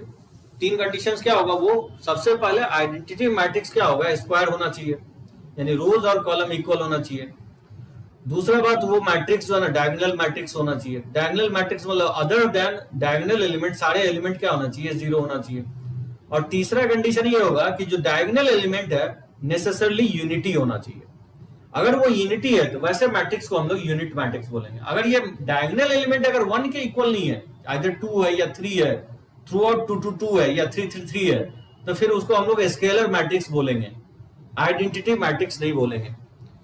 Unit matrix equal to scalar matrix, हाँ एकदम साहिल बोल सकते हो, वन ऑफ द सबसेट है। यूनिट मैट्रिक्स होगा वन ऑफ द सबसेट होगा स्केलर मैट्रिक्स का। यानी आप बोल सकते हो कि आइडेंटिटी मैट्रिक्स ऑलवेज क्या होगा, स्केलर मैट्रिक्स होगा। लेकिन each and every scalar matrix can not B unit matrix. यानी स्केलर मैट्रिक्स जो है यूनिट मैट्रिक्स हो भी सकता है, नहीं भी हो सकता है। लेकिन आइडेंटिटी मैट्रिक्स जो होगा वो ऑलवेज स्केलर मैट्रिक्स ही होगा, मतलब वो एक सबसेट होगा। बात समझे। तो इसको जनरली हम लोग I2 से डिनोट करते हैं, या बहुत लोग इसको I3 लिख देता है, या सिर्फ सिंपली I भी लिख सकते हो। और आपके सिलेबस में 3x3 मैट्रिक्स ही है, 4x4 नहीं है, तो मैक्सिमम आपको 3x3 साइज का ही देगा। तो रोज और कॉलम मैक्सिमम 3 से ज्यादा नहीं देगा। एकदम सही बोल रहे हो दिव्यांशु, यूनिट मैट्रिक्स होगा वो बेसिकली स्पेशल केस होगा स्केलर मैट्रिक्स का। ठीक है ना। देखो एक point, equality of to matrices, इसमें किसी को डॉट नहीं है ना, आइडेंटिटी मैट्रिक्स। एक बार टाइप कर दो सभी लोग, प्रीतम, हिमांशु।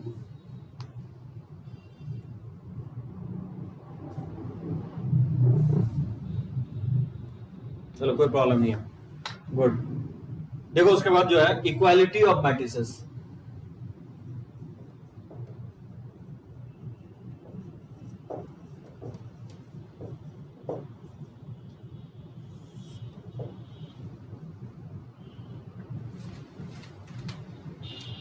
इसका डिफिनेशन क्या होगा? To matrices A and B are said to be equal, ठीक है, are said to be equal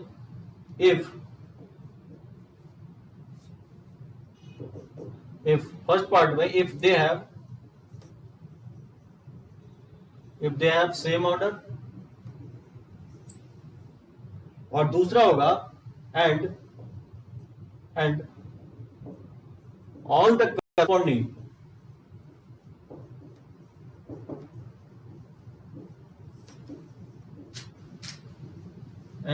corresponding elements are equal। दो मैट्रिक्स इक्वल कब होगा? दो मैट्रिक्स इक्वल तभी होंगे जब उसके ऑर्डर भी सेम होने चाहिए और उसके सारे के सारे करस्पॉन्डिंग एलिमेंट्स भी क्या होना चाहिए? इक्वल होना चाहिए।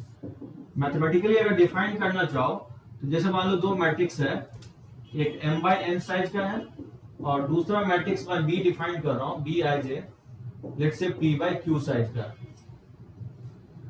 तो मैं बोल रहा हूं कि A B के इक्वल कब होगा?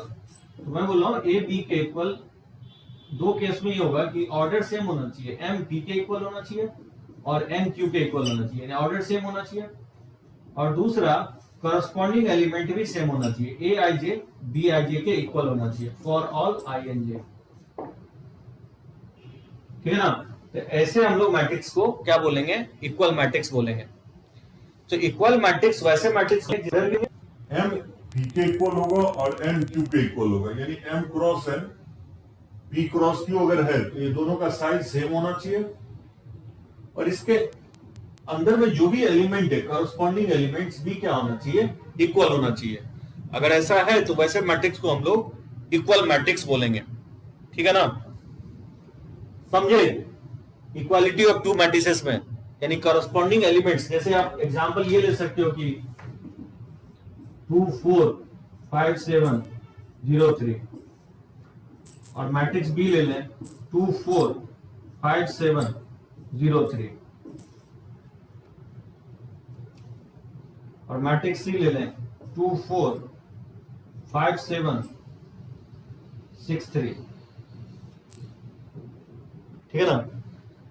जैसे A B C, जहां पे आप बोल सकते हो कि A और B जो है ना 2 4 5 7, इसमें 3 क्रॉस 3 रोज है और 2 कॉलम्स है, इसका साइज 3/2 है, इसका साइज 3/2 है और इसका भी साइज क्या है? 3/2 है। तो साइज तो सेम है, ऑर्डर तो तीनों मैट्रिक्स का इक्वल है। तो बता सकते हैं कौन मैट्रिक्स इक्वल होगा, कौन सा नहीं होगा। मैट्रिक्स ए लिया 2 4 5 7 0 3, मैट्रिक्स बी लिया 2 4 5 7 0 3, सी मैट्रिक्स लिया 2 4 5 7 6 3। एकदम सही है। तो यहाँ पे ए बी के इक्वल होगा, जबकि ए सी के इक्वल नहीं होगा और बी भी सी के इक्वल नहीं होगा। यहाँ पे बोल सकते हो मैट्रिक्स ए और बी क्या होगा? ये आपस में इक्वल होगा। अरे बहुत सिंपल सा डेफिनेशन है, दो मैट्रिक्स इक्वल तभी होंगे जब उसके ऑर्डर भी सेम होंगे और करस्पॉन्डिंग एलिमेंट भी क्या होंगे? सेम होंगे। तो वैसे मैट्रिक्स को हम लोग इक्वल मैट्रिक्स बोले।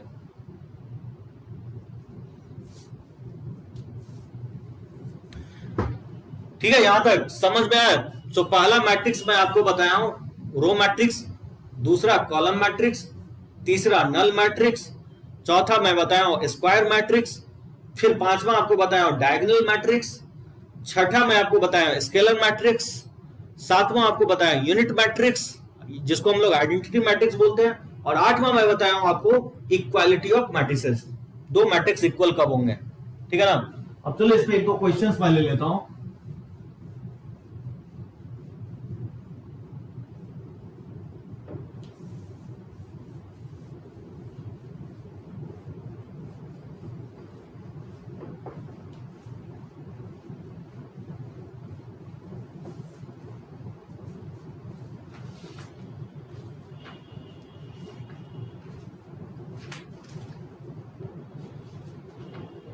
जैसे देखो find x y z and डब्ल्यू सच दैट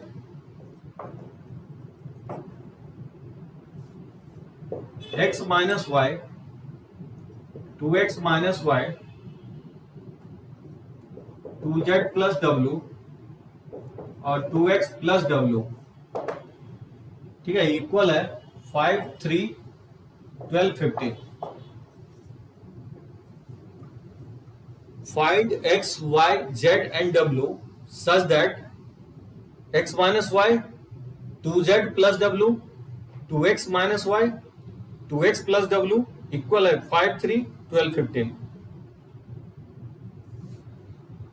तो जब भी आपको इस टाइप का क्वेश्चन है तो कुछ नहीं करना है, जैसे दो मैट्रिक्स इक्वल बता रहा है तो देखना है इसका साइज, इसमें कितने रोज है, 2 रोज है और 2 कॉलम है, तो ये 2 by 2 मैट्रिक्स है, और इसमें भी 2 रोज और 2 कॉलम है, तो दो मैट्रिक्स को ये इक्वल लिख रहा है। तो बताओ अभी जस्ट मैं डिफाइन किया हूं कि दो मैट्रिक्स इक्वल कब होगा, दो मैट्रिक्स इक्वल तभी होंगे जब दो मैट्रिक्स कंपेरेबल होगा, यानी दोनों के ऑर्डर सेम होनी चाहिए और फिर करस्पॉन्डिंग एलिमेंट भी सेम होनी चाहिए। तो ऑर्डर तो सेम है ही, ऑर्डर तो सेम है ही, अगर करस्पॉन्डिंग एलिमेंट अगर इक्वल हो जाए तो ये दोनों मैट्रिक्स इक्वल हो जाएंगे। तो बताओ यहां से क्या करोगे, करस्पॉन्डिंग एलिमेंट को हम लोग इक्वल करने की कोशिश करेंगे, तो x माइनस वाई को इक्वल करेंगे 5 के, उसी तरह से 2z प्लस डब्ल्यू को इक्वल करेंगे 3 के, और फिर 2x माइनस वाई को इक्वल करेंगे 12 के, और फिर 2x प्लस डब्ल्यू को इक्वल करेंगे 15 के। डायरेक्टली इसको सब्ट्रैक्ट कर दो तो यहां से y कट जाएगा, तो x minus 2x equal to 5 minus 12, तो माइनस x इक्वल टू हो जाएगा -7, तो यहाँ से x इक्वल टू 7 आ जाएगा, और यहाँ से y निकाल सकते हो, तो यहाँ से y निकालोगे तो क्या होगा x माइनस 5, इसमें पुट कर दोगे तो y का वैल्यू निकल जाएगा आपको 2 के इक्वल। और इसको भी डायरेक्टली सब्ट्रैक्ट कर दे तो नहीं आ जाएगा, इसको सब्ट्रैक्ट करेंगे तो 2z minus 2x equal to हो जाएगा 3 माइनस 15, तो 2z और माइनस और x का वैल्यू तो हम निकाल चुके हैं 7, इसमें सब्स्टिट्यूट कर देंगे तो -12 हो जाएगा, तो 2z माइनस 14 इक्वल टू हो जाएगा -12, तो 2z इक्वल टू हो जाएगा 14 माइनस 12, ठीक है ना। तो 2z इक्वल टू 2, तो z इक्वल टू हो जाएगा 1, और z इक्वल टू 1 अगर इसमें पुट कर दें, यहाँ से w का वैल्यू क्या होगा, यहाँ से w फाइंड आउट करोगे 3 माइनस 2z, इसमें पुट कर दोगे 3 माइनस 2, ये 1 हो जाएगा, यानी यहाँ से निकल गया कि x का वैल्यू जो होगा आपको 7 के इक्वल होगा, y का वैल्यू आपको 2 के इक्वल होगा, z का वैल्यू 1 होगा और w का वैल्यू भी 1 के इक्वल होगा, ठीक है। x 7 y 2 एकदम सही है, w 1 होगा, सही है साहिल, और z का वैल्यू और एकदम रानी, एकदम गुड, वेरी गुड, एकदम करेक्ट। तो क्वेश्चन इसका टफ नहीं आता, बहुत इजी आता है, मतलब आप सिर्फ लेक्चर्स अटेंड कर लो तो क्वेश्चंस इसका इजीली बना के आ सकते हो बोर्ड में और मेंस में, बहुत इजी क्वेश्चंस आता है। मैं आपको लास्ट 5 to 6 इयर्स का भी क्वेश्चंस बना के आपको दिखाऊंगा, बोर्ड का भी और मेंस का भी, जेई का भी। अब जितना भी इसमें क्वेश्चंस ले तो इसी टाइप का आपको क्वेश्चंस दिखता है। जैसे क्वेश्चन दे रहा है कि if a plus B 2 5ab ये इक्वल है 6 to 5 8, बोला find the values of a and b। बताओ क्या होगा इसका आंसर। बोला a प्लस 2 5 ab इक्वल है 6 2 5 8। तो फाइंड आउट करना है a और b का वैल्यू किसके इक्वल होगा। तो ऑब्वियसली ये बोल सकते हैं ये question equality of to matrices का है। तो जो साइज है, जो ऑर्डर है लेफ्ट वाले मैट्रिक्स का वो 2/2 है और राइट वाले मैट्रिक्स का भी साइज 2/2 है। तो ऑर्डर तो सेम है ही। अगर करस्पॉन्डिंग एलिमेंट अगर इक्वल कर दें तो क्या होगा, मैट्रिक्स इक्वल हो जाएगा। तो क्या करेंगे, इक्वालिटी ऑफ टू मैट्रिक्स से करस्पॉन्डिंग एलिमेंट क्या करेंगे, इक्वल करेंगे। a प्लस बी को 6 के इक्वल करेंगे और ये 2 तो 2 पहले से इक्वल है और ये 5 5 के इक्वल है ही, और ए बी को इक्वल करेंगे 8 के। ठीक है ना। अब यहां से दो इक्वेशन है और दो वेरिएबल है, तो यहां से हम लोग फाइंड आउट कर सकते हैं ए और बी का वैल्यू। एकदम सही है रानी। तो बहुत सारा मेथड होगा, बी का वैल्यू यहां से निकाल के इसमें पुट कर दो, तो देखना ए का वैल्यू 2 और बी का वैल्यू 4 आएगा, या नहीं तो ए 4 बी 2 आ सकता है। ये वाला वैल्यू हो सकता है, मैं डायरेक्टली लिख दिया हूं, निकालोगे इसको। ए 4 हो सकता है यानी तो बी 2 हो सकता है। एकदम सही है हर्ष, गुड। इसी टाइप का क्वेश्चन इसमें दिया गया है, ठीक है ना। अब जितना भी क्वेश्चंस लें इसी टाइप का है। जैसे बोल रहा है कि थर्ड क्वेश्चन, फॉर व्हाट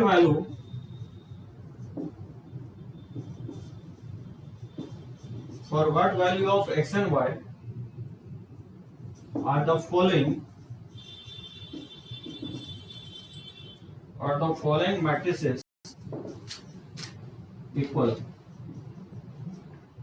और वो मैट्रिक्स दे रहा है 2x plus 1 2y 0 y square minus 5y। ठीक है। और मैट्रिक्स बी है x plus 3 y square plus 2 0 and minus 6। ठीक है ना। तो a का वैल्यू दे 2x प्लस 1, मैट्रिक्स है 2y 0 y square minus 6y, और मैट्रिक्स बी है column wise x plus 3 y square plus 2 0 and minus 6। तो बोला है कि एक्स वाई क्या ले जिससे कि ये दोनों मैट्रिक्स इक्वल हो जाए। क्या लगता है होना चाहिए इसका आंसर।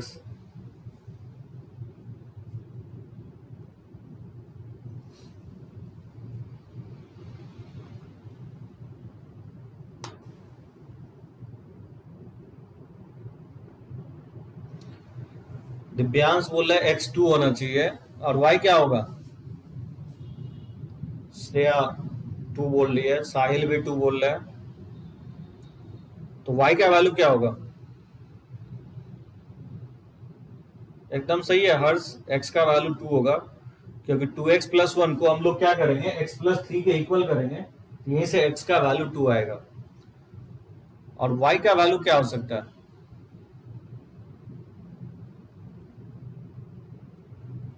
हाँ यही सोचना था, ये ठीक है, यही सोचना है आपको x और y का वैल्यू। एक तो कंफर्म है कि x इक्वल टू 2 होगा, क्योंकि 2x प्लस 1 को x प्लस 3 के इक्वल करोगे तो x 2 आएगा, और फिर 2y को किसके इक्वल करोगे, y स्क्वायर प्लस 2 के।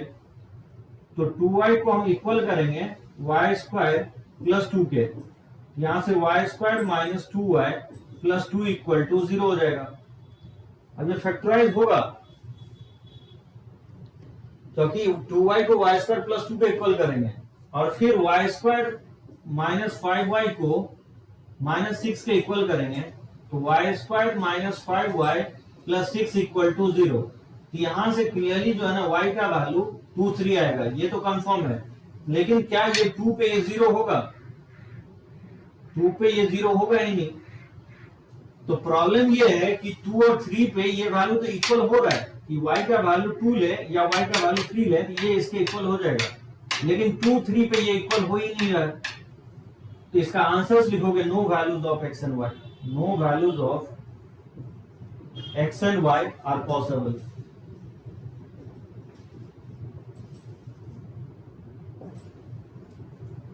बात समझे? एक्स और वाई का वैल्यू नहीं दिव्यांश, नहीं होगा एक्स और वाई का वैल्यू। कैसे तुम y1 ले रहे हो? क्या y1 लोगे तो ये 2 आ जाएगा? क्या ये 2 आएगा? कभी नहीं आएगा। क्योंकि साहिल देखो, जैसे तुमने y² माइनस 6y को माइनस 6 के इक्वल किया तो y का वैल्यू 2 3 आ गया। क्या 2 3 पे 2y इक्वल होगा y² प्लस 2 के? सारे एलिमेंट इक्वल होना चाहिए ना साहिल, सारे एलिमेंट इक्वल नहीं हो रहा ना। अगर y² माइनस 5y को माइनस 6 के इक्वल किए हो तो वहां से y का वैल्यू 2 3 आया, तो क्या y इक्वल टू 2 और 3 पे ये वैल्यू इसके इक्वल आ रहा है? ये वैल्यू इसके इक्वल आ ही नहीं रहा है। मतलब चारों एलिमेंट इक्वल होना चाहिए ना। ऐसा थोड़ी है कि 2 एलिमेंट इक्वल हो जाएगा तो वो इक्वल हो जाएगा मैट्रिक्स। बोले एक्स और वाई के किस वैल्यू के लिए ये 2 मैट्रिसेस इक्वल है, तो एक्स और वाई का कोई वैल्यू नहीं होगा, क्योंकि एक्स अगर आपने 2 लिया तो ठीक है, लेकिन वाई क्या ले जिससे कि ये second element first row second column का एलिमेंट और फर्स्ट रो सेकंड कॉलम का एलिमेंट इक्वल हो जाए। ऐसा वाई का वैल्यू पॉसिबल ही नहीं होगा। अगर वाई आपने 2 और 3 लिया तो ठीक है, सेकंड रो सेकंड कॉलम का एलिमेंट इक्वल हो जाएगा, लेकिन फर्स्ट रो सेकंड कॉलम का एलिमेंट इक्वल होगा ही नहीं वाई के 2 और 3 पे। तो ऐसा कोई वैल्यू पॉसिबल नहीं होगा, समझे? तो कोई जरूरी नहीं है कि हमेशा एक्स और वाई का वैल्यू निकलेगा ही, समटाइम्स नहीं भी निकल सकता है। ठीक है दीपक, हर्ष, समझे? तो मैं आपको डीपीपी मैं सेंड कर दूंगा। आज जो मैं पढ़ाया हूं, आज मैं आपको डील किया हूं इंट्रोडक्शंस ऑफ मैट्रिसेस, मैट्रिसेस का डेफिनेशन बताया हूं, रोज कॉलम ऑर्डर क्या होता है, फिर मैं आपको टाइप्स ऑफ मैट्रिसेस बताया हूं। 2-3 टाइप और है जो कि हम लोग नेक्स्ट लेक्चर्स में कवर कर लेंगे। तो होपफुली आज का लेक्चर्स आप अच्छे से समझे होगे और लाइव में कोशिश करो सभी लोग जुड़ने की, ठीक है ना? तो आज का लेक्चर्स हम लोग यहीं पे एंड अप कर रहे हैं। चलो ओके,